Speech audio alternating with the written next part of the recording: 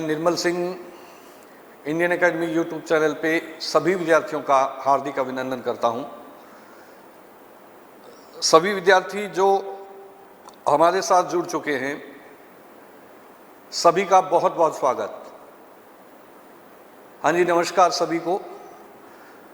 हमारा टॉपिक चल रहा है मौर्य वंश। मौर्य वंश की अगर हम बात करते हैं तो जो इससे पहले का वीडियो था उसमें हमने मौर्य वंश की सामान्य स्थिति के बारे में देखा। मौर्यों की जानकारी हमें जिन जिन ग्रंथों से उपलब्ध हुई उनके बारे में देखा। मौर्यों से पहले भारत में किस वंश का शासन था और उस वंश की संस्थापना किसने की थी, इसके बारे में हमने जो है वो विशेष चर्चाएं की थी। मौर्य वंश प्राचीन भारत के इतिहास का बहुत ही महत्वपूर्ण टॉपिक है, क्योंकि जब हम देखते हैं कि मौर्यों ने ही भारत को पहली बार राजनीतिक एकता के सूत्र में बांधने का जो है वो प्रयास किया था, और वो पहले सम्राट जो हमें मिलते हैं उसी का नाम हमें जो है वो चंद्रगुप्त मौर्य मिलता है। बहुत सारी जानकारियां हमने जो है वो प्राप्त कर ली हैं कि जब नंद वंश के अंतिम राजा शासन कर रहे थे, जिनका नाम हमें मिलता है घनानंद, उस घनानंद के शासनकाल में भारत पे आक्रमण किया था सिकंदर ने। लेकिन पूछा गया है प्रश्न कि जब सिकंदर भारत पे आक्रमण कर रहा था उस वक्त भारत में सत्ता किसकी थी? तो उस वक्त नंद वंश के अंतिम राजा शासन कर रहे थे जिसका नाम था घनानंद। लेकिन घनानंद और सिकंदर के बीच में कोई युद्ध नहीं लड़ा गया था। यहां सिकंदर का सामना जिसने किया था वो अगर कोई राजा थे तो उसका नाम हमें जो प्राप्त होता है वो पंजाब के राजा थे जिनका नाम था पौरस। पौरस और सिकंदर के बीच रावी, जिसको हम पौरुषनी नदी के नाम से जो है विस्तता नदी के नाम से जानते हैं, इस नदी के किनारे जो है युद्ध लड़ा गया था और इस युद्ध में विजयी हो गए थे सिकंदर। लेकिन सिकंदर की मौत हुई। तक्षशिला विश्वविद्यालय में पढ़ाने का काम कर रहे थे चाणक्य। चाणक्य को कौटिल्य भी कहा जाता है। इसी को आधुनिक भारत का, या हम कहें कि आधुनिक टाइम के मैकियावली के साथ में इसकी जो है तुलना की गई है। और अगर हम और बातें करते हैं तो तक्षशिला के जो पढ़ाने वाले थे चाणक्य, जिनका वास्तविक नाम विष्णुगुप्त शर्मा था, उन्होंने कभी घनानंद को मारने की प्रतिज्ञा की थी और घनानंद को मारने का जो सफल प्रयास किया गया, इसकी जानकारी जो हमें प्राप्त होती है वो हमें मुद्रा राक्षस नामक नाटक से जो है वो प्राप्त होती है। हमने चंद्रगुप्त मौर्य के बारे में जो है शुरू कर दिया था।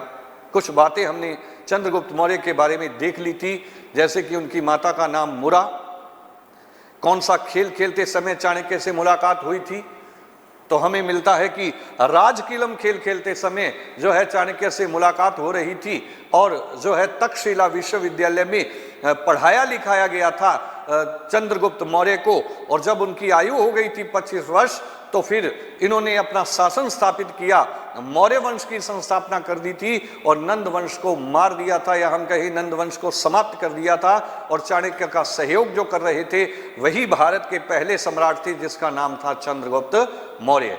उसके बारे में जो बची हुई बातें हैं उसके बारे में हम अभी अध्ययन कर रहे हैं। इस वीडियो में लगातार जुड़े रहिए। जो व्यक्ति जो बच्चे जो हमें देख रहे हैं या जो इस वीडियो के साथ में जो जुड़ चुके हैं वो और ज़्यादा से ज़्यादा जुड़ने का प्रयास कीजिए ताकि हम ज़्यादा से ज़्यादा आपको अच्छी बातों का अवलोकन करवा पाएं।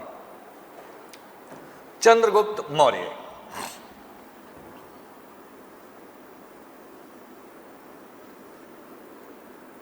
चंद्रगुप्त मौर्य, जिनका शासनकाल हमें मिलता है 321 या 322 से लेकर के और 298 ईसा पूर्व तक। 321 या 322 से 298 ईसा पूर्व तक जो यहाँ पे हम कहें शासन कर रहे थे वो शासक कौन थे, तो उसी का नाम हमें मिलता है चंद्रगुप्त मौर्य। माता का नाम आप ही से पूछ रहे हैं हम, तो माता का नाम बताने का प्रयास कीजिए। माता का नाम हमने देख लिया था मुरा। फिर हमने देखा कि चंद्रगुप्त मौर्य को ही यूनानी साहित्य में दो नामों से पुकारा गया था, यानी कि जैसे हम इनको चंद्रगुप्त मौर्य के नाम से जानते हैं, वैसे ही यूनान के साहित्य में इनको लिखा गया था सेंड्रोकोर्स या एंड्रोकोर्स। और ये किसने प्रमाणित किया था कि सेंड्रोकोर्स या एंड्रोकोर्स कोई और नहीं था, वही भारत के सम्राट थे जिसका नाम है चंद्रगुप्त मौर्य। तो इसको जो हम कहीं प्रमाणितकरण कर रहे थे, उस व्यक्ति का नाम हमें मिलता है विलियम जोन्स। विलियम जोन्स पहले व्यक्ति थे जिसने ये बात सिद्ध कर दी थी कि सेंड्रोकोर्स एंड्रोकोर्स कोई अलग नहीं थे, वो भारत के ही सम्राट थे, और उन्हीं का नाम हमें मिलता है चंद्रगुप्त मौर्य। आगे देखते हैं चंद्रगुप्त मौर्य। चंद्रगुप्त मौर्य की जाति को लेकर विवाद था कि चंद्रगुप्त की जाति क्या थी। इसको लेकर के जो है वो हमें अलग अलग जो है वो विवाद दिखाई देता है। जब हम पुराणों को देखते हैं, पुराण, या हम ये कह सकते हैं कि जब हम हिंदू ग्रंथों को देखते हैं, हिंदू जब ग्रंथ देखते हैं, तो हिंदू ग्रंथों में हमें ये बात एक मत होकर के कही गई है कि मौर्य जो हैं वो जाति के क्या थे, तो शूद्र थे। यानी कि पुराण और हिंदू ग्रंथ ये मानते हैं कि मौर्य क्या थे, तो इन्होंने एक मत होकर के ये बात स्वीकार की है कि मौर्य जो वंश के लोग थे वो सब के सब क्या थे, तो शूद्र थे। लेकिन जब हम पढ़ते हैं, जब हम जैन ग्रंथों को पढ़ते हैं, जैन ग्रंथ पढ़ते हैं या हम बौद्ध ग्रंथ पढ़ते हैं, जैन ग्रंथ या जब हम बौद्ध ग्रंथों का अध्ययन करते हैं, तो यहाँ पे हमें जो बात दिखाई देती है, ये लोग एक मत कहते हैं कि ये क्षत्रिय थे। ये क्या थे, तो ये जो है क्षत्रिय थे। ऐसा मत जो है जैन और बौद्ध ग्रंथों में उभर करके सामने आता है। तीसरे नंबर पे जब हम यूनानी ग्रंथों का अध्ययन करते हैं, यूनानी जो साहित्य हमें मिलता है, यूनानी साहित्य की अगर हम बात करते हैं, तो यूनानी साहित्य में जो है लिखा गया है कि चंद्रगुप्त मौर्य जो है वो निम्न कुल के नहीं थे, यानी शूद्र नहीं थे। हम ये कह सकते हैं कि इसमें ये मान लिया गया है कि ये निम्न कुल के नहीं थे, ऐसा जो है वो माना गया है। निम्न कुल के नहीं थे तो फिर क्या थे? इन्होंने आगे लिखा कि परिस्थितियां अच्छी नहीं थी। जो परिस्थितियां जो यहाँ हुई थी, जिन परिस्थितियों में चंद्रगुप्त मौर्य का जन्म हुआ था, वो परिस्थितियां जो है वो अनुकूल नहीं थी, ऐसा जो है इन ग्रंथों के अंदर माना गया है। यानी कि हम ये कह सकते हैं कि बहुत गरीब परिस्थितियों में जन्म हुआ, बहुत विपरीत परिस्थितियों में जन्म हुआ था चंद्रगुप्त मौर्य का, लेकिन गरीब परिस्थितियों में जन्म होने के कारण हम उनको निम्न कुल का जो है साबित नहीं कर सकते। ऐसा जो है वो हमें यूनानी साहित्य के अंदर जो है वो दिखाई देता है। एक नाटक जिसका नाम हमें मिलता है मुद्रा राक्षस। मुद्रा राक्षस जो नाटक है, जिसके बारे में हमने पहले भी चर्चा की थी कि यह एक जासूसी नाटक है। यह एक जासूसी नाटक है जिससे हमें जानकारी प्राप्त होती है कि इसमें चंद्रगुप्त मौर्य के लिए जो शब्द प्रयोग किया गया है, वो शब्द प्रयोग किया गया है वर्षल। बहुत बहुत इंपॉर्टेंट है। कभी भी हमसे पूछा जा सकता है कि चंद्रगुप्त मौर्य के लिए मुद्रा राक्षस नाटक में किस शब्द का प्रयोग किया गया है, तो वो शब्द जो निकलता है उसका अर्थ होता है वर्षल। अब वर्षल क्या है? अगर वर्षल को हम संस्कृत के अनुसार देखते हैं तो इसका अर्थ होता है धर्म से च्युत। धर्म से च्युत यानी कि अगर हम कहें कि जो धर्म से चूक चुका है, जिसने धर्म का त्याग कर दिया है, वह व्यक्ति जो है क्या होता है, वो वर्षल होता है। लेकिन वर्षल को जब हम और देखते हैं तो वर्षल का मतलब होता है निम्न कुल का, यानी कि निम्न कुल का व्यक्ति, नीचे कुल का व्यक्ति, निम्न, या हम लिख सकते हैं कि नीचे कुल का जो है वो व्यक्ति कहा जाता है। तो वर्षल शब्द से ये प्रमाणित होता है कि मुद्रा राक्षस नाटक जो है वो चंद्रगुप्त को जो है शूद्र या नीचे कुल का जो है व्यक्ति मानता है, लेकिन वर्षल के अगर हम वैसे अर्थ निकलते हैं तो वो निकलता है धर्म से चूक व्यक्ति, जिसने धर्म का परित्याग कर दिया है, जो धर्म को छोड़ चुका है, उसके लिए वर्षल शब्द आता है। लेकिन हमें सीधी सीधी बात याद होनी चाहिए कि मुद्रा राक्षस में चंद्रगुप्त के लिए जो शब्द लाया गया है वो कौन सा है, तो वो हमें जो है वो वर्षल शब्द जो है वो यहां पे हमें दिखाई देता है। लेकिन सर्वमान्य मत, क्योंकि अगर हम ज्यादा देखते हैं तो जो सर्वमान्य मत निकल के आता है वो यही है कि जो चंद्रगुप्त थे वो वास्तव में क्या थे, क्षत्रिय थे। ऐसा मत जो है वो सामने निकलता है। फिर ध्यान रखिएगा, पुराणों और हिंदू ग्रंथों के अनुसार इनको शूद्र कहा गया, जैन और बौद्ध ग्रंथों के अनुसार चंद्रगुप्त या उनके आगे वंशज जो थे उनको जो है हम कहें क्षत्रिय माना गया। और विशेष तौर पे बौद्ध ग्रंथ में अगर हम विशेष तौर पे पूछा जाए तो दिव्यावदान ये विशेष तौर पे लिखता है कि जो अशोक थे वो क्षत्रिय थे। तो इसका मतलब ये प्रमाणित हो जाता है कि अगर अशोक क्षत्रिय थे तो फिर चंद्रगुप्त मौर्य भी जो है वो क्या थे, क्षत्रिय थे।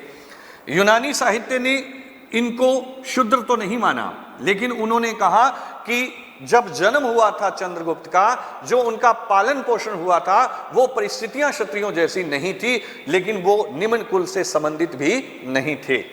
मुद्रा राक्षस जो है वो लिखता है कि चंद्रगुप्त क्या थे, वर्षल। वर्षल का मतलब होता है निम्न या नीचे कुल का व्यक्ति, और वैसे इसका अगर अर्थ निकाला जाए तो उसका अर्थ होता है धर्म से चूक व्यक्ति, जिसने अपना धर्म जो है त्याग चुका हो या जिसने अपना धर्म छोड़ दिया हो, उसको जो है वर्षल कहा जाता है। आगे हम बातें करते हैं। चंद्रगुप्त मौर्य ने जो है हत्या कर दी थी, इसी मुद्रा राक्षस नाटक के अनुसार जो है जानकारी मिलती है। इसी नाटक के अनुसार जानकारी मिलती है कि जो चाणक्य थे, चाणक्य जिसको जो है कौटिल्य भी कहा जाता है, चाणक्य को जो है कौटिल्य भी कहा जाता है, इन्हीं की सहायता की थी चंद्रगुप्त ने। इनकी जो है सहायता की थी चंद्रगुप्त मौर्य ने, और इन दोनों व्यक्तियों ने मिलके जो है हत्या कर दी थी। और इसने जिस व्यक्ति को मार दिया था उसका नाम हमें मिलता है घनानंद, यानी कि घनानंद की हत्या कर दी गई थी और नंद वंश जो है वो भारत के अंदर समाप्त हो गया था। नंद वंश भारत में समाप्त हो गया था। घनानंद को मारने की जो योजना थी उसका भी पूर्ण विवरण जो हमें जिस नाटक या जिस ग्रंथ में प्राप्त होता है वो कौन सा है, तो वो हमें जो है वो मुद्रा राक्षस नाटक दिखाई देता है। यहां पे अगर हम और बात करें, चंद्रगुप्त मौर्य का साम्राज्य बहुत विस्तृत था। चंद्रगुप्त मौर्य का जो है वो साम्राज्य जो है वो बहुत विस्तृत जो है वो हमें जो है दिखाई देता है। चंद्रगुप्त मौर्य पहले सम्राट थे जिसने लगभग पूर्ण भारत के ऊपर जो है वो अधिकार कर लिया था, पूर्ण भारत के ऊपर जो है अधिकार कर लिया था। और पूरे ही भारत को जीतने वाले जो राजा थे वो कौन थे, तो उनका नाम हमें मिलता है चंद्रगुप्त मौर्य। नोट में एक बात याद रखिएगा, पूछा भी गया था फर्स्ट ग्रेड में पूछा गया था, किस ग्रंथ के अनुसार चंद्रगुप्त मौर्य को जम्बू द्वीप का शासक कहा गया है। जम्बू द्वीप भारत का ही एक अन्य नाम है। जब हम अग्नि पुराण पढ़ते हैं तो अग्नि पुराण में जो है भारत के लिए जिस शब्द का प्रयोग किया गया है उसको जम्बू द्वीप कहा गया है, यानी कि हिमालय से लेकर के नीचे सागर तक की जो भूमि है इसको जो है जम्बू द्वीप कहा जाता था। लेकिन हम यहाँ पे बात कर रहे हैं कि ग्रंथ हमें मिलता है महावंश, बौद्धों का ग्रंथ है महावंश, और महावंश में लिखा गया है कि जो चाणक्य थे इन्होंने चंद्रगुप्त को जम्बू द्वीप का शासक बना दिया था, जम्बू द्वीप का जो है वो शासक बना दिया था। ऐसी जो है वो जानकारी हमें प्राप्त होती है, और वो जिस ग्रंथ से हमें जानकारी प्राप्त होती है वो कौन सा ग्रंथ है, तो वो ग्रंथ हमें मिलता है महावंश।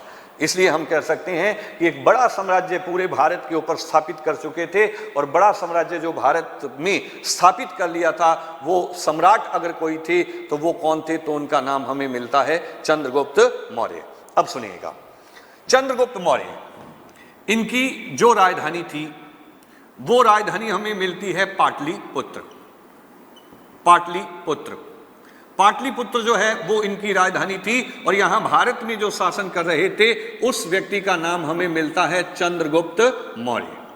चंद्रगुप्त मौर्य यहां पे शासन कर रहे थे। जब चंद्रगुप्त मौर्य यहां पे शासन कर रहे थे तो हमें जानकारी मिलती है कि 305 ईसा पूर्व, 305 ईसा पूर्व, समय याद होना चाहिए, 305 ईसा पूर्व को एक व्यक्ति ने भारत पे आक्रमण किया और उसी का नाम हमें मिलता है Seleucus, Seleucus Nicator. Seleucus Nicator ने जो है आक्रमण किया और इसने आक्रमण किया था भारत के ऊपर और इस वक्त भारत के जो सम्राट थे वो कौन थे, तो उसका नाम हमें मिलता है चंद्रगुप्त मौर्य, यानी कि सेल्यूकस निकेटर। और इस चंद्रगुप्त मौर्य के बीच में 305 ईसा पूर्व को कोई युद्ध लड़ा गया था। इस बात के जो है वो प्रमाण हमें जो है वो दिखाई देते हैं। यानी कि 300 प्रश्न कैसे आएगा, 305 ईसा पूर्व को भारत पे किसने आक्रमण किया था, सेल्यूकस निकेटर।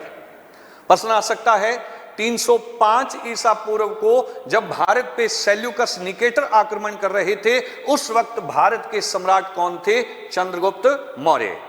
यह प्रश्न निकल सकता है कि सेल्यूकस निकेटर कौन थे, तो सिकंदर के जो सेनापति थे उन्हीं का नाम जो है वो सेल्यूकस निकेटर हमें जो है वो प्राप्त होता है। 305 ईसा पूर्व को सेल्यूकस निकेटर ने आक्रमण किया और इसका सामना किया चंद्रगुप्त मौर्य ने और इन दोनों के बीच में कोई जो है युद्ध लड़ा गया, लेकिन इस युद्ध में विजयी हो गए चंद्रगुप्त मौर्य। इस युद्ध में जो है चंद्रगुप्त मौर्य विजयी हो गए और युद्ध हार गया कौन, सेल्यूकस निकेटर। सेल्यूकस निकेटर जो है वो युद्ध हार चुके थे। इस बात के प्रमाण मिलते हैं। इस बात के प्रमाण हमें कौन कौन देता है, स्ट्रैबो, जस्टिन और प्लूटार्क। ये ऐसे लोग हैं जो हमें प्रमाण देते हैं कि हाँ युद्ध हुआ था और उस युद्ध में जो है वो पराजित हो चुके थे और पराजित हो चुके थे वो कौन था, तो उसका नाम हमें मिलता है सेल्यूकस निकेटर। सेल्यूकस निकेटर ने जो है चंद्रगुप्त को कुछ प्रांत दिए, जिसमें हमें मिलता है एरिया। एरिया के बाद में अगर हम जो है और बात करते हैं तो हमें मिलता है अराकोसिया। अराकोसिया के बाद में हमें एक क्षेत्र मिलता है जडोशिया और फिर हमें क्षेत्र मिलता है पैरोपनिसडाई। ये जो है वो क्षेत्र मिलते हैं और ये क्षेत्र जो है वो प्रदान किए गए थे। ये 4 क्षेत्र प्रदान कर रहा था वो व्यक्ति कौन था, तो उसी का नाम हमें मिलता है सेल्यूकस निकेटर। अब हमें जो है ये पता होना चाहिए पैरोपनिसडाई जो है जेडोसिया, अराकोसिया और एरिया, ये 4 क्षेत्र जो है सेल्यूकस निकेटर ने प्रदान किए थे और ये क्षेत्र प्रदान किए थे किसको, तो वो व्यक्ति हमें मिलते हैं चंद्रगुप्त मौर्य, यानी कि अफगानिस्तान का क्षेत्र। आज अगर हम देखते हैं तो यहाँ पाकिस्तान है और इसके आगे अगर हम जाते हैं तो यहाँ अफगानिस्तान का क्षेत्र हमें दिखाई देता है। तो अफगानिस्तान के हिंदू कुश पर्वत से जो है भारत के सम्राट की सीमाएं जो है शुरू हो जाती थी। हिंदू कुश पर्वत से भारतीय सम्राट की जो है वो सीमाएं शुरू हो जाती थी, जिसमें एरिया, अराकोसिया, जडोसिया, पैरोपनिसडाई जैसे क्षेत्र जो है वो चंद्रगुप्त मौर्य को प्राप्त हो चुके थे। और ये क्षेत्र जो है वो किसके द्वारा प्रदान किए गए थे, तो ये प्रदान किए गए थे सेल्यूकस निकेटर के द्वारा। लेकिन ये बात किसने कही थी कि ये 4 क्षेत्र दिए थे, ये 4 क्षेत्र किस जो है इतिहासकार के अनुसार दिए गए थे, तो उसी का नाम हमें मिलता है प्लूटार्क। प्लूटार्क ने कहा कि 4 क्षेत्र सेल्यूकस निकेटर ने जो है चंद्रगुप्त मौर्य को जो है वो प्रदान कर दिए थे। युद्ध हार चुका था सेल्यूकस निकेटर। फिर यहीं पे हमें एक व्यक्ति मिलता है जिसका नाम हमें मिलता है स्ट्रैबो। स्ट्रैबो भी यूनानी थे और स्ट्रैबो कहता है कि इस सेल्यूकस ने चंद्रगुप्त के साथ में वैवाहिक संबंध स्थापित किए थे। वैवाहिक संबंध जो है वो स्थापित किए थे। इस बात का प्रमाण जो देते हैं वो कौन है, तो वो कौन है, स्ट्रैबो। सेल्यूकस की एक बेटी मिलती है, एक पुत्री मिलती है जिसका नाम है हेलेना। हेलेना जो है वो अगर हम कहें तो सेल्यूकस की पुत्री थी, और इस हेलेना की जो है वो शादी की गई। इस हेलेना की जो है वो शादी की गई थी, और ये शादी जो है वो प्रदान की गई थी किसके साथ में? तो वो राजा कौन थे? तो वो चंद्रगुप्त मौर्य थे।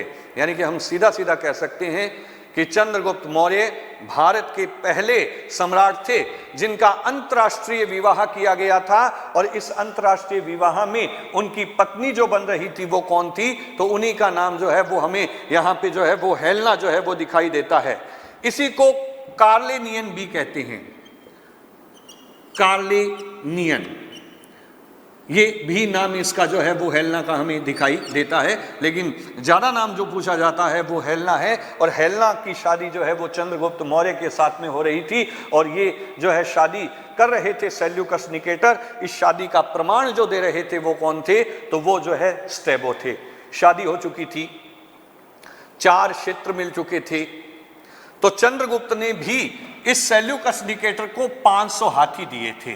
कभी पूछा जाए कितने हाथी जो है वो प्रदान किए गए थे, तो चंद्रगुप्त मौर्य ने जो है 500 हाथी जो है वो प्रदान किए थे, या हम कहीं दिए थे। वो किसको प्रदान किए थे? तो वो फिर कौन थे? तो उन्हीं का नाम हमें क्या मिलता है? तो उनका नाम हमें मिलता है सेल्यूकस निकेटर। भारत का साम्राज्य उत्तर में अगर हम देखते हैं तो हिंदू कुश पर्वत से शुरू होता है, लेकिन जब हम नीचे आते हैं तो नीचे जब हम देखते हैं तो यहीं पे एक जगह मिलती है कर्नाटक। कर्नाटक, कर्नाटक में एक जगह है श्रवण बेलगोला। श्रवण बेलगोला, श्रवण बेलगोला जो है वो मैसूर कर्नाटक में है, जहां पे चंद्रगुप्त मौर्य ने अपना अंतिम समय व्यतीत किया था। यहां तक इनका साम्राज्य जो है वो विस्तृत था। इस बात का प्रमाण भी हमें मिलता है, क्योंकि 298 में जब अपने प्राण छोड़ रहे थे तो अंतिम समय में वो कहां व्यतीत कर रहे थे अपना समय? तो वो जगह कौन सी थी? श्रवण बेलगोला। यानी कि हिंदू कुश पर्वत उत्तर से लेकर के दक्षिण में जो है कर्नाटक तक था। इधर जब हम देखते हैं तो यहां जो है हमें क्षेत्र दिखाई देता है बंगाल, यानी कि जो आज बांग्लादेश है, इसी को जो है मिला जुला रूप जो उस टाइम होता था बंगाल था। यहां तक जो है पूर्व में इनकी सीमाएं विस्तृत थी। इस बात का प्रमाण हमें मिलता है महास्थान अभिलेख से। महास्थान का अभिलेख, महास्थान की अगर हम बात करते हैं कि पूछा जा सकता है महास्थान का अभिलेख किसके द्वारा लिखित था? तो महास्थान का अभिलेख जो है वो चंद्रगुप्त मौर्य के द्वारा जो है वो लिखित था। महास्थान अभिलेख से जानकारी प्राप्त होती है कि चंद्रगुप्त मौर्य का साम्राज्य पूर्व में बंगाल तक विस्तृत था, और इसी अभिलेख से हमें जो है ये जानकारी भी मिलती है कि अकाल के समय जब अकाल पड़ जाते थे तो अकाल के समय जो है शासक जनता की सहायता करता था, जनता की जो है वो सहायता करता था। और इसी अभिलेख से जानकारी मिलती है कि चंद्रगुप्त ने काकणी मुद्रा चलाई थी। काकणी मुद्रा तांबे की मुद्रा है, और इस मुद्रा का जो प्रचलन किया गया था वो किसके द्वारा किया गया था? तो वो अगर हमसे व्यक्ति पूछा जाता है तो उसका नाम हमें मिलता है चंद्रगुप्त मौर्य। फिर थोड़ा सा ध्यान रखिएगा, किस ग्रंथ के अनुसार चंद्रगुप्त मौर्य को जम्बू द्वीप का शासक माना गया है? तो ग्रंथ मिल जाएगा हमें महावंश। लिखा गया है कि चाणक्य ने चंद्रगुप्त मौर्य को जम्बू द्वीप का जो है शासक बना दिया था। यह जानकारी हमें महावंश से जो है वो प्राप्त होती है। फिर हमने देखा पूरे भारत पे लगभग अधिकार था चंद्रगुप्त मौर्य का, जिसने भारत को राजनीतिक एकता जो है वो प्रदान की थी। लेकिन 305 ईसा पूर्व को सिकंदर के सेनापति थे जिसका नाम था सेल्यूकस निकेटर, और सेल्यूकस निकेटर ने आक्रमण किया चंद्रगुप्त मौर्य के ऊपर, और दोनों के बीच में कोई युद्ध लड़ा गया 305 में। लेकिन इस युद्ध में परास्त कर दिए गए सेल्यूकस निकेटर, और युद्ध जीत लिया चंद्रगुप्त मौर्य ने। चंद्रगुप्त मौर्य ने जब युद्ध जीत लिया तो स्ट्रैबो लिखते हैं कि सेल्यूकस ने चंद्रगुप्त मौर्य से वैवाहिक संबंध स्थापित किए, और अपनी पुत्री हेलेना, जिसको कार्लेनियन के नाम से जानते हैं, इसका विवाह कर दिया गया था, और इसका विवाह किया गया था चंद्रगुप्त मौर्य के साथ में। चंद्रगुप्त मौर्य के साथ में विवाह हो चुका था, तो सेल्यूकस ने 4 प्रांत चंद्रगुप्त मौर्य को सौंप दिए। एरिया, अराकोसिया, जडोसिया, पेरोप्डिसडाई, ये 4 क्षेत्र जो है वो यहां पे सौंपे गए। तो इसके बदले में जो है 500 हाथी दिए थे और ये 500 हाथी सेल्यूकस को दे रहे थे। वो भारत के सम्राट थे चंद्रगुप्त मौर्य। ये बात जो प्रमाणित होती है ये किसने कही थी? तो ये बात हमें जो कहता है उसका नाम हमें मिलता है प्लूटार्क। अगर उत्तर में यहां से सीमा शुरू होती है तो दक्षिण में इनका साम्राज्य जो है वो कहां तक था? तो दक्षिण में इनका साम्राज्य हमें दिखाई देता है श्रवणबेलगोला कर्नाटक तक। श्रवणबेलगोला कर्नाटक तक जो है वो हमें इनका जो है वो साम्राज्य दक्षिण भारत में दिखाई देता है।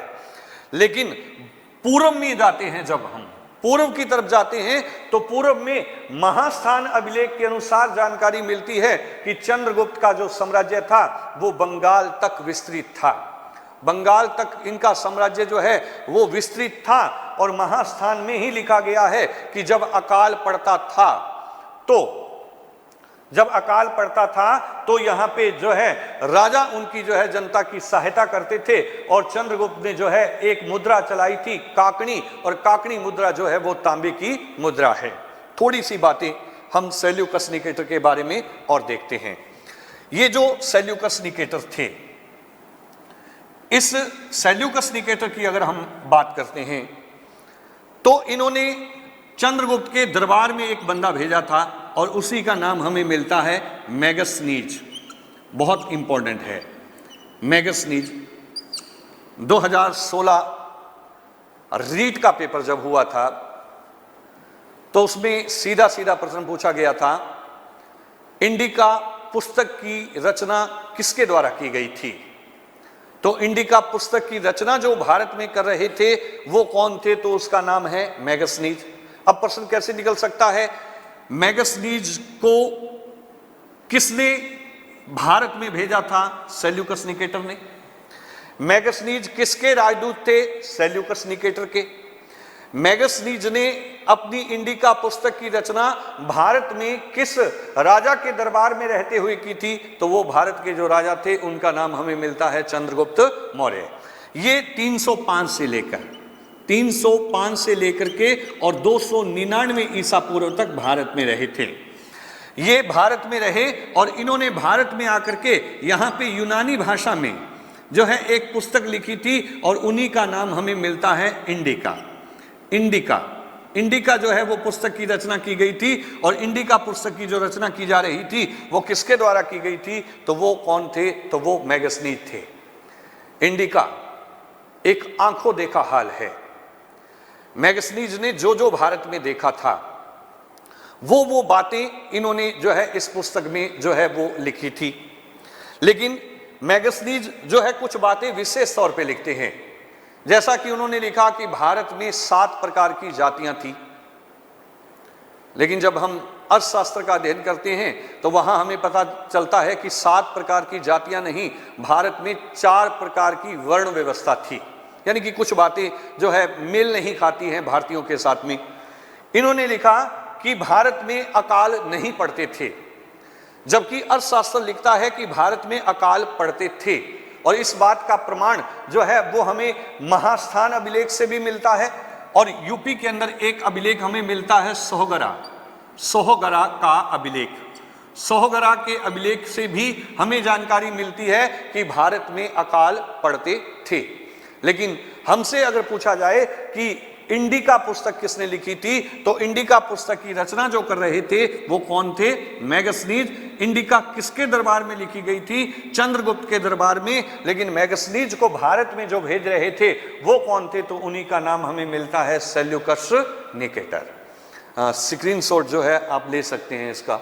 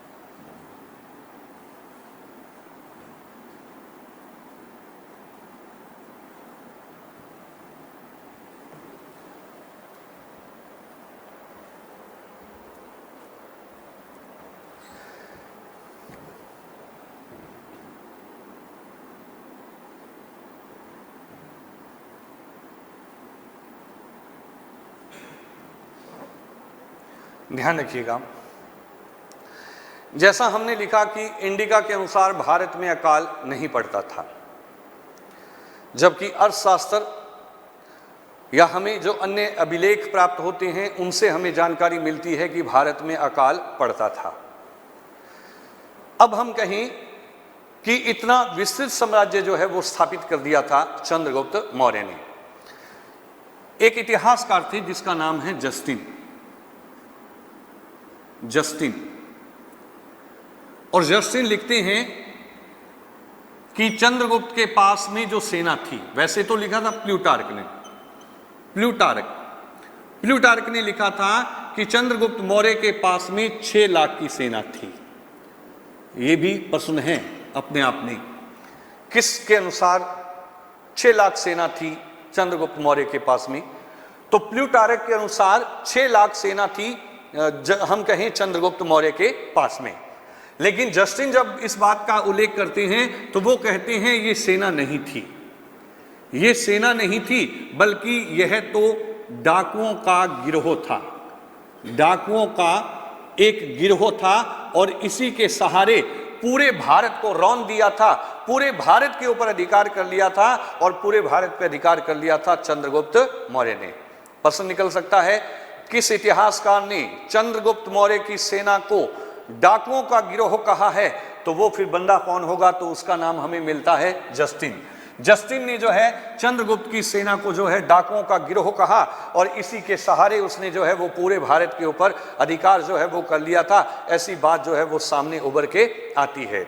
लेकिन जब चंद्रगुप्त मौर्य यहाँ भारत में शासन कर रहे थे तो इन्हीं के समय 12 साल का भीषण अकाल पड़ गया था। 12 साल का जो है हम कहें 12 साल यानी कि 12 वर्ष का जो है यहाँ भारत के अंदर एक अकाल पड़ गया था। इस बात के प्रमाण हमें जो है वो यहाँ प्राप्त होते हैं।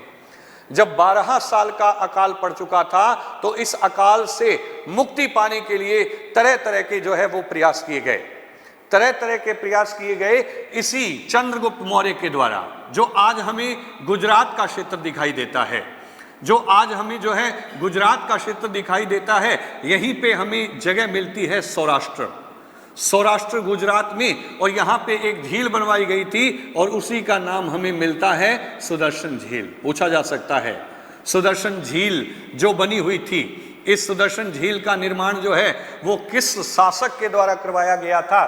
तो सुदर्शन झील का जो निर्माण करवा रहे थे वो व्यक्ति कौन थे? तो उनका नाम हमें मिलता है चंद्रगुप्त मौर्य।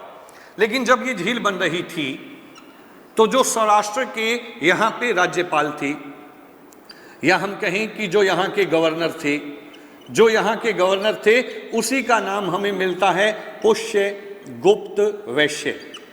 पुष्यगुप्त वैश्य की देखरेख में जो है यहाँ पे एक झील बन रही थी, और पुष्यगुप्त वैश्य की देखरेख में सौराष्ट्र गुजरात के अंदर एक झील बना दी गई थी, और उसी का नाम हमें मिलता है सुदर्शन झील। सुदर्शन झील का जो है यहाँ पे निर्माण करवा दिया गया। लेकिन अकाल से मुक्ति नहीं मिल रही थी, अकाल से मुक्ति नहीं मिल रही थी, तो इस चंद्रगुप्त ने जो है यहाँ से ब्राह्मण धर्म छोड़ दिया। क्योंकि जब हम पढ़ते हैं जैनों का एक ग्रंथ जिसका नाम हमें मिलता है परिशिष्ट पर्वण, जो खास तौर पे लिख देते हैं कि चंद्रगुप्त मौर्य ने ब्राह्मण धर्म छोड़ करके और जीवन के अंतिम समय में एक धर्म स्वीकार कर लिया था, और वो जो धर्म स्वीकार किया था वो कौन सा धर्म था? तो जैन धर्म था। पूछा भी गया था परीक्षा में, भारत के कौन से सम्राट ने अपने जीवन के अंतिम काल में जाकर के जो है जैन धर्म स्वीकार कर लिया था? तो वो जैन धर्म जो स्वीकार किया था वो भारत के सम्राट कौन थे? तो उन्हीं का नाम हमें मिलता है चंद्रगुप्त मौर्य। लेकिन इस बात का स्पष्ट प्रमाण हमें जो प्राप्त होता है वो हमें कहाँ से प्राप्त होता है? तो वो हमें प्राप्त होता है परिशिष्ट पर्वण में। जब इन्होंने जैन धर्म स्वीकार किया तो इन्हीं के साथ में अगर हम कहें जैन धर्म के एक आचार्य थे जिनका नाम हमें मिलता है भद्रबाहु, और भद्रबाहु की ही रचना मिलती है कल्पसूत्र, जो इन्होंने ग्रंथ लिखा था कल्पसूत्र। पूछा जा सकता है कल्पसूत्र की रचना जो है वो किसके द्वारा की गई थी? तो भद्रबाहु के द्वारा। चंद्रगुप्त मौर्य को जैन धर्म की दीक्षा किस व्यक्ति के द्वारा प्रदान की गई थी? भद्रबाहु। तो सीधा सीधा अर्थ है कि चंद्रगुप्त मौर्य के जो आध्यात्मिक गुरु थे वो कौन थे, तो वो हमें मिलते हैं भद्रबाहु। वैसे परीक्षाओं में यह भी पूछ लिया जाता है कि चंद्रगुप्त मौर्य के गुरु कौन थे, तो चाणक्य भी थे, क्योंकि चाणक्य ने तक्षशिला में पढ़ाया लिखवाया था, एक योग्य व्यक्ति के तौर पे स्थापित किया था। और हमें यह भी पता होना चाहिए कि जाति के ब्राह्मण थे चाणक्य, लेकिन फिर भी वो किस धर्म को फॉलो करते थे, जैन धर्म को। चाणक्य भी जैन धर्म को फॉलो करते थे, जैन धर्म को जो है मानते थे। इसी प्रकार अगर हम कहें कि चंद्रगुप्त मौर्य ने भी ब्राह्मण धर्म छोड़ करके जैन धर्म की दीक्षा ले ली थी, और उनको जैन धर्म की दीक्षा जो दी गई थी वो किसके द्वारा प्रदान की गई थी, तो वो कौन थे, तो उनका नाम था भद्रबाहु। इन्होंने जो है उत्तर भारत छोड़ दिया, उत्तर भारत छोड़ करके, और चंद्रगुप्त मौर्य जो है वो चले गए श्रवण बेलगोला में।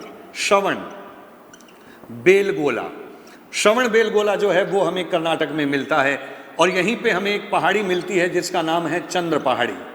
चंद्र पहाड़ी पे रहते हुए चंद्रगुप्त मौर्य ने 298 ईसा पूर्व को 298 ईसा पूर्व को एक पद्धति मिलती है, सलेखना पद्धति, जिसको हम हिंदू धर्म में कह सकते हैं उपवास पद्धति, और इस पद्धति के द्वारा इन्होंने अपने प्राण जो है वो त्याग दिए थे। यानी कि सलेखना पद्धति, उपवास पद्धति से अपने प्राण त्यागने वाले भारत के जो सम्राट थे वो कौन थे, तो उन्हीं का नाम जो है वो हमें मिलता है चंद्रगुप्त मौर्य। और उन्होंने अपना अंतिम समय जो है वो व्यतीत किया था श्रवण बेलगोला कर्नाटक में। श्रवण बेलगोला कर्नाटक में उन्होंने अपना अंतिम समय जो है वो व्यतीत किया था। लेकिन ये जो भद्रबाहु था, थोड़ी सी अन्य बात हमें याद होनी चाहिए। भद्रबाहु के द्वारा जो पंथ जैन धर्म में शुरू किया गया था, क्योंकि जैन धर्म का विभाजन हो गया था, जो भद्रबाहु को मानने वाले लोग होते हैं वो लोग दिगंबर होते हैं। दिगंबर जो नंगे साधु होते हैं, जो नंगे जो है भिक्षुक होते हैं, उनको जो है दिगंबर कहा जाता है। और दिगंबर जो है वो किसके अंदर विश्वास रखते हैं, तो वो विश्वास रखते हैं भद्रबाहु में। तो फिर इसका मतलब जो उत्तर भारत में, क्योंकि दिगंबर दक्षिण भारत में ज्यादा पाए जाते हैं, अगर हम उत्तर भारत की बात करते हैं तो यहीं पे एक व्यक्ति थे जिनका नाम हमें मिलता है स्थूल भद्र, जिन्होंने 300 ईसा पूर्व में पहली जैन सभा की अध्यक्षता की थी। जो पहली जैन सभा थी, इसकी जो अध्यक्षता की थी वो स्थूल भद्र ने की थी, और जो स्थूल भद्र को मानते हैं उन्हीं को कहा जाता है श्वेतांबर, जो सफेद वस्त्र धारण करते हैं, जो स्थूल भद्र में विश्वास रखते हैं वो श्वेतांबर हैं, और जो भद्रबाहु में विश्वास रखते हैं वो कौन हैं, तो दिगंबर हैं। तो हमसे प्रश्न पूछा जा सकता है, जैन धर्म की पहली सभा पाटलिपुत्र में हो रही थी, उस टाइम भारत के सम्राट कौन थे, चंद्रगुप्त मौर्य, या चंद्रगुप्त मौर्य के समय 300 ईसा पूर्व को पाटलिपुत्र में पहली जैन सभा का आयोजन किया गया जिसमें जैन धर्म का विभाजन हो गया था। इस सभा की अध्यक्षता किसके द्वारा की गई थी, तो इसकी अध्यक्षता जो की गई थी वो स्थूल भद्र के द्वारा जो है वो की गई थी। दक्षिण भारत में जो है चंद्रगुप्त का साम्राज्य था, हमें 2 ग्रंथ मिलते हैं, एहनानूर और मुनरानूर। एहनानूर और मुनरानूर, ये जो है वो हमें ग्रंथ यहाँ पे प्राप्त होते हैं, जिनसे ये जानकारी मिलती है कि चंद्रगुप्त ने जो है वो दक्षिण भारत को जो है वो जीत लिया था। यानी कि 2 ग्रंथों से, एहनानूर और मुनरानूर से जानकारी प्राप्त होती है कि दक्षिण भारत का साम्राज्य जो है, लगभग भारत का साम्राज्य जो है वो पूर्ण रूप से चंद्रगुप्त के अधीन था। और ये जानकारी हमें जो है यहाँ दक्षिण भारत की जिन 2 ग्रंथों से मिलती है उसी का नाम है एहनानूर और मुनरानूर। ये 2 ग्रंथ हमें दिखाई देते हैं, ध्यान रखिएगा। प्लूटार्क के अनुसार चंद्रगुप्त के पास कितनी सेना थी, 6 लाख की सेना थी। लेकिन जस्टिन लिखते हैं कि वो सेना नहीं थी, बल्कि क्या था, डाकुओं का गिरोह था, जिसके सहारे चंद्रगुप्त ने पूरे भारत के ऊपर जो है वो अधिकार कर लिया था। प्रश्न यही निकल सकता है कि डाकुओं का गिरोह किसने कहा था, तो वो कहने वाले व्यक्ति कौन थे, जस्टिन थे। इंडिका लिखती है कि भारत में अकाल नहीं पड़ते थे, जबकि भारतीय ग्रंथ लिखते हैं कि भारत में अकाल पड़ता था, और हमें पता है कि चंद्रगुप्त के समय 12 साल का भीषण अकाल जो है वो पड़ा था। 12 साल का भीषण अकाल पड़ा। अकाल से मुक्ति के लिए राहत कार्य शुरू किए गए, और सौराष्ट्र गुजरात में पुष्यगुप्त वैश्य की देखरेख में एक झील बन रही थी, और उसी का नाम हमें मिलता है सुदर्शन झील। लेकिन मुक्ति नहीं मिली अकाल से, तो चंद्रगुप्त ने जो है हम कहें ब्राह्मण धर्म छोड़ दिया और एक नया धर्म स्वीकार किया जिसका नाम था जैन धर्म, और जैन धर्म स्वीकार किया। इस बात का प्रमाण कौन से ग्रंथ में है, तो उसी का नाम हमें मिलता है परिशिष्ट पर्वण। परिशिष्ट पर्वण ग्रंथ के अनुसार चंद्रगुप्त मौर्य ने जैन धर्म स्वीकार कर लिया, और जैन धर्म की इनको जो दीक्षा दी थी वो किसके द्वारा प्रदान की गई थी, तो उसी का नाम हमें मिलता है भद्रबाहु, जिन्होंने जैन धर्म का एक महान ग्रंथ लिखा था जिसका नाम है कल्पसूत्र। भद्रबाहु के साथ में जो है हम कहें चंद्रगुप्त दक्षिण भारत में आ गए थे, यहां जो है दक्षिण भारत में आ गए थे, और चंद्रगुप्त अपना अंतिम समय व्यतीत कर रहे थे श्रवण बेलगोला कर्नाटक में चंद्र पहाड़ी के ऊपर, और 298 में इन्होंने सलेखना पद्धति से अपने प्राण जो है वो त्याग दिए थे। सलेखना पद्धति से अपने जो है वो प्राण त्याग दिए थे। जब ये इधर थे तो पाटलिपुत्र में जैन धर्म की पहली सभा हुई थी 300 ईसा पूर्व में, और इसकी अध्यक्षता जिस व्यक्ति ने की थी उसका नाम है स्थूलभद्र। स्थूलभद्र ने अध्यक्षता की, और यहां पे जैन धर्म का विभाजन हो गया। एक बन गया श्वेतांबर और एक बन गया दिगंबर। दिगंबर दक्षिण भारत में होते हैं, जो भद्रबाहु के नियम के अंदर विश्वास रखते हैं, और जो स्थूलभद्र की शिक्षाओं में विश्वास रखते हैं उनको उत्तर भारत में जो है वो श्वेतांबर के नाम से जाना जाता है। उनको श्वेतांबर के नाम से उत्तर भारत में जानते हैं। लेकिन जो है हम कहें कि दक्षिण भारत के ग्रंथ मिलते हैं अहना नूर और मुनरा नूर। अहना नूर और मुनरा नूर ये दो ऐसे ग्रंथ हैं जिनसे हमें दक्षिण भारत की विजय का प्रमाण प्राप्त होते हैं कि चंद्रगुप्त ने दक्षिण भारत को जीत लिया था, ऐसा प्रमाण हमें जो है वो यहां पे प्राप्त होता है। ये हमारा टॉपिक जो है चंद्रगुप्त मौर्य, जो पहले सम्राट हैं मौर्य वंश के, उनके बारे में हमने जो है ये जानकारियां जो हैं वो प्राप्त की हैं। चंद्रगुप्त के बाद में जो अगले राजा होंगे जिसका नाम हमें मिलता है बिंदुसार, उनको हम पढ़ेंगे नेक्स्ट वीडियो में। चंद्रगुप्त एक ऐसा शासक है जिनसे संबंधित प्रश्न किसी न किसी परीक्षा में पूछे जाते हैं।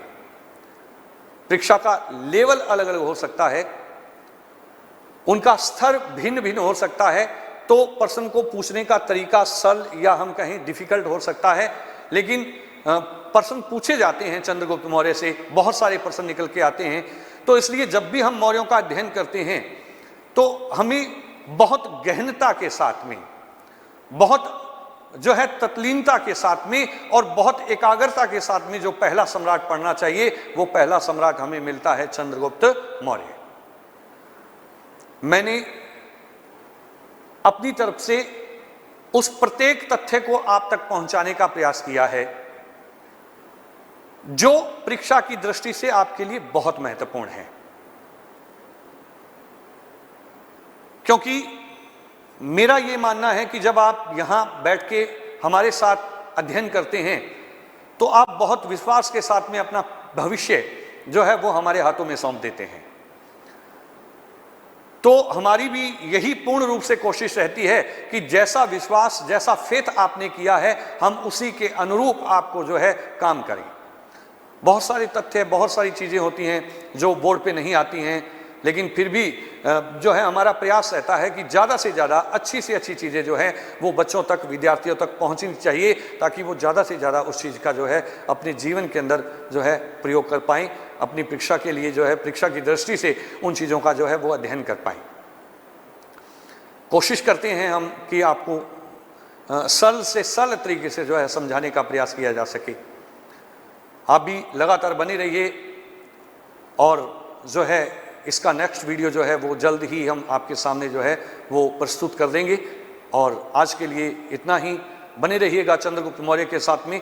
नेक्स्ट वीडियो में मैं आपसे चंद्रगुप्त मौर्य के बारे में 2 या 5 क्वेश्चन जो है वो पूछूंगा, वो आपको आने चाहिए, ताकि आप कल जब कल आप नए वीडियो में बैठें तो हमें भी ये लगना चाहिए कि आपने को जो पुराना वीडियो करवाया गया है उसका आपने पूर्ण रूप से आंकलन किया है, पूर्ण रूप से उसका अध्ययन किया है। कोई चीज ऐसी जो बार बार दोहराई जाती है वो हमारे साथ में रहती है। इतिहास एक ऐसी चीज है जिसको क्रम से पढ़ना पड़ता है और बार बार पढ़ना पड़ता है। जब हम तथ्यों को साथ साथ में जोड़ते जाते हैं, फैक्ट को जब हम साथ साथ में क्रम के अनुसार रखते जाते हैं, तो हमारा जो इतिहास है वो बन करके हमारे सामने तैयार हो जाता है। आज के लिए इतना ही। सभी विद्यार्थियों को नमस्कार, राम राम, बने रहिए और फिर मिलते हैं आगे नेक्स्ट बिंदुसार के साथ में, और वो जल्द ही आपके सामने उपस्थित हो जाएंगे।